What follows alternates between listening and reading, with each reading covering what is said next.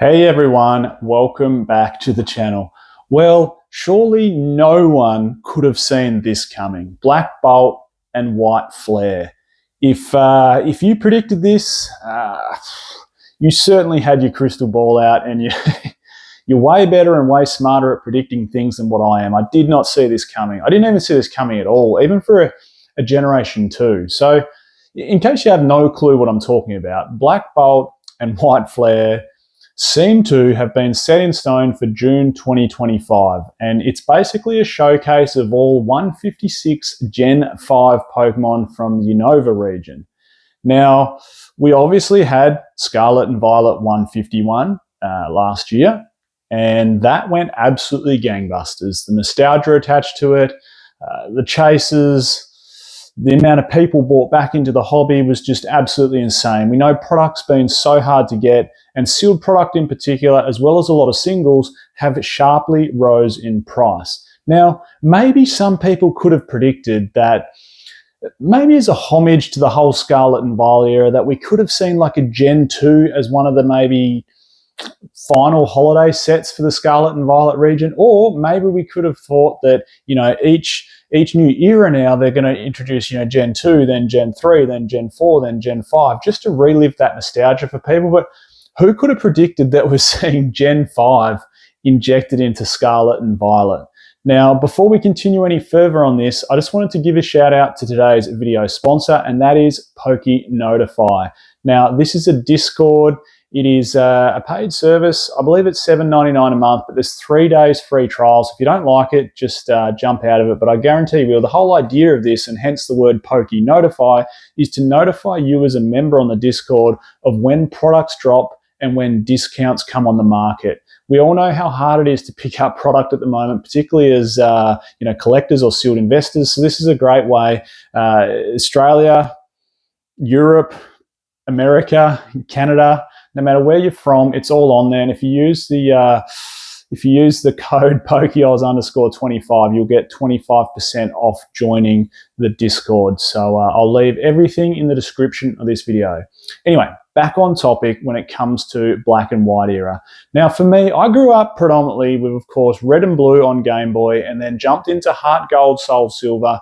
I remember spending countless Friday and Saturday nights with a little torch on the Game Boy Advance thinking I could finally play it in the dark now. And, it was just crazy. And then, of course, I jumped on board Ruby, Sapphire, Emerald.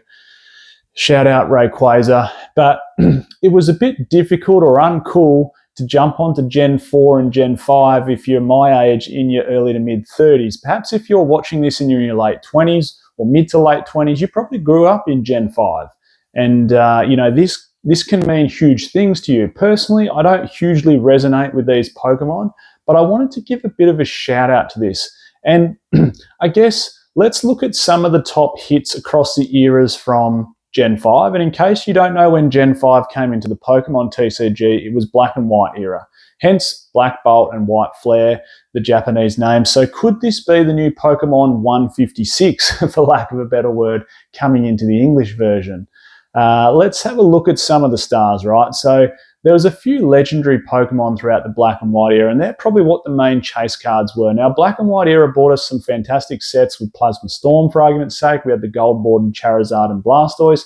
But to give homage to some of those Gen 5 Pokemon, Virizion in Plasma Blast as a secret rare, just with TCG player pricing going for $77. I just want to run through a couple and pay homage, and then let's talk about what this could mean as an investment standpoint towards the end of this video. Black Kyurem, of course, from Boundaries Crossed, the full art there in the EX at $156 rare. White Kyurem, also from Boundaries Crossed, a little bit cheaper at $129 in the full art. Zekrom from Next Destiny, same thing, full art, $106. Now, whether you resonate with these cards, whether they jump off the screen and you see them as amazing artwork, it's still a piece of time for the Pokemon TCG for collectors and investors alike. Personally, I don't resonate huge with this era. I resonate heaps with Wizards of the Coast, particularly EX era. And then, that Black and White and XY era were probably, and I may well get hung, drawn, and quartered for saying this, some of my least favorite eras in terms of full art artwork. I really think we stepped it up during Sun and Moon era, and in particular, of course, Sword and Shield with the alternate arts, and now Scarlet and Violet has just taken it to another level with this illustration rare and Pokemon in their, unique environments. So what else we got? Cosmic Eclipse actually had a really good one. Reshiram and Zekrom combined. That was a nice looking card. That's going for $103. Reshiram and the boy Charizard added on from Unbroken Bonds in the Rainbow at $132. And here's another one. We picked up a Genesect alt art in Fusion Strike. Maybe a touch underdone on price at only $14, but there's some homage to some Gen 5 Pokemon in legendaries that have made their way throughout Black and White era onwards. Now, what does this mean from an investment standpoint? Like I said, no one could probably see this coming. Gen 5, where, why, how? Is it due maybe to, not a coincidence in the fact that maybe they want to reboot, the Black and White games and make it a new version or generation of those, like a remake, so to speak, and perhaps injecting into the card game will add some spice and some flair to that and some popularity. Because if there's one thing we know, the Pokemon Company International and Nintendo, they're not stupid in any way, shape or form when it comes to making money. It's the biggest IP in the world. So, hey, whether you resonate with it or don't resonate with it, and maybe you're in my corner or someone else's corner, I still think this is exciting stuff for Pokemon investors and collectors alike. Like, let's just look at what next year brings. We've got, sets like Prismatic Evolutions. Team Rocket is making a comeback. Now with this Black and White comeback, it's like Scarlet and Violet could go down as the greatest era of Pokemon cards we've ever seen. Particularly if we go off with another big main set, and if we go off with a huge holiday set to end Scarlet and Violet, something like a Crown Zenith, like a huge homage to the whole era. This could mean massive things. And it's so funny, and I've said this a few times on the channel, how quickly, me included, I'm including myself in the boat. However, I always stand by the fact that I said Scarlet and Violet has phenomenal artwork. The artwork is next level. I've said that all along. The only gripe I had about a lot of Scarlet and Violet sets, particularly the early ones, is they just could have done with a few more heavy-hitting chase cards. Like even Paldea Evolved. As beautiful as the Magikarp is, why didn't we get a Gyarados SIR? That set would just go to the next tier if it had a Gyarados SIR, and especially if it was from the same artist. Imagine that. You've got Magikarp there as the IR with Gyarados at the top. Imagine the Gyarados card in the same sort of art format, maybe with Magikarp down in the water at the bottom. That's just one example. There's countless examples where I think, maybe we've missed the trick with some heavy-hitting chase cards. Like even Battle Styles has a Sleepy Tyranitar from Sword and Shield.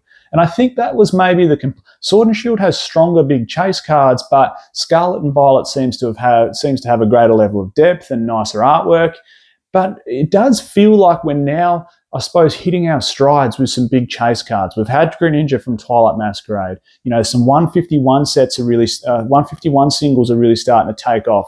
In particular, Charizard, of course. Paldean Fates, the Bubble Mew, the Charizard from that starting to take off. And now with Surging Sparks with the Latias and the Pikachu, of course. I think we're starting to hit the strides. So I think that's going to follow through. Prismatic Evolutions, we're probably going to see a bunch of cards, probably at launch, we're probably going to see 20 cards above $50 US.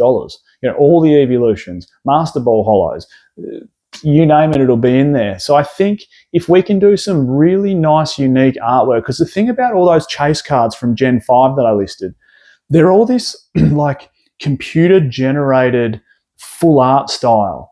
And that's one of the things I don't like about, and again, I can be hung, drawn and quartered for saying this, is some of the Black and White and X-White era, chase cards, those big EXs, it's just that computer generated. It's like there's no life to it. It's like there wasn't enough effort put into it. But imagine if we get cards like Kyurem, Zekrom, Reshiram, even Genesect, for argument's sake, even the starting trio, with some beautiful illustration and special illustration rares.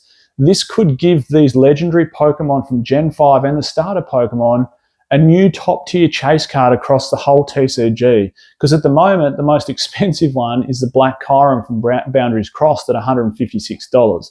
So that will be, in my opinion, super, super exciting and great news for Gen 5 lovers, great news for collectors, and great news for investors alike. I'm Michael, this is PokeOz, and I'll catch everyone next time.